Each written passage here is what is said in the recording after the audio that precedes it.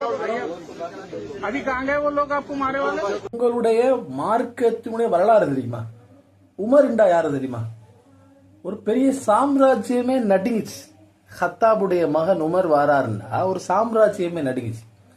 எதிரிகளை வீழ்த்திய முகமது நபி நாயகம் ஸல்லல்லாஹு அலைஹி வஸல்லம் அவர்களுடைய அந்த வரலாறு எங்க?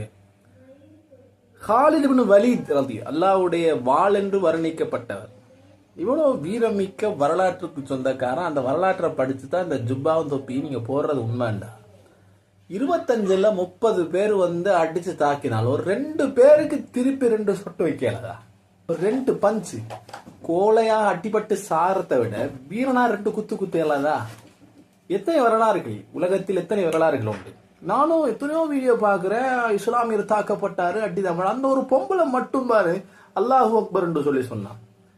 அவக்கே ஏழும்னா சிங்கப்பெண் பேசுறீங்க. அப்ப நீங்க அசிங்கமான ஆண்கள் தானடா.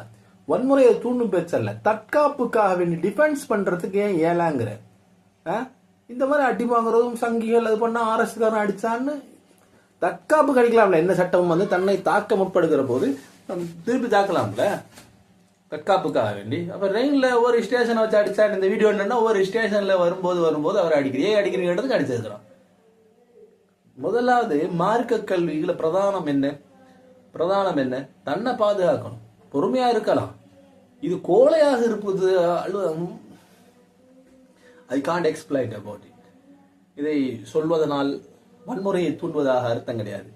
எல்லா இடத்துலயும் அப்படித்தானுங்க. இப்ப தன் நாட்டை தாக்குவதற்காக வாரான்னா திருப்பி அடி. ஈரான் ஒரு பெரிய உதாரணமே. ஈரான் ஒரு பெரிய உதாரணம்.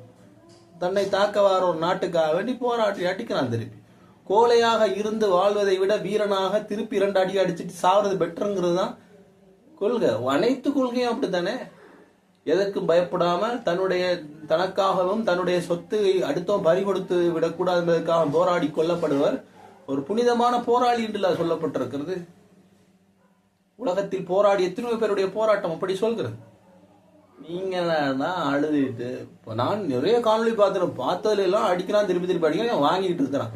அண்மையில சிராஜ்னு சொல்லி ரெயின்ல அவனும் அப்படித்தான். கிறுக்கணுகளுக்கே இவ்வளவு அடிக்கலாம்னா ஒரு நல்ல ஒரு மனிதனா வாழ நினைக்கிற உண்மையாளருக்கு உனக்கு ஏன் திருப்பி தாக்க இயலாது? ஏன் டிஃபென்ஸ் பண்ண இயலாது?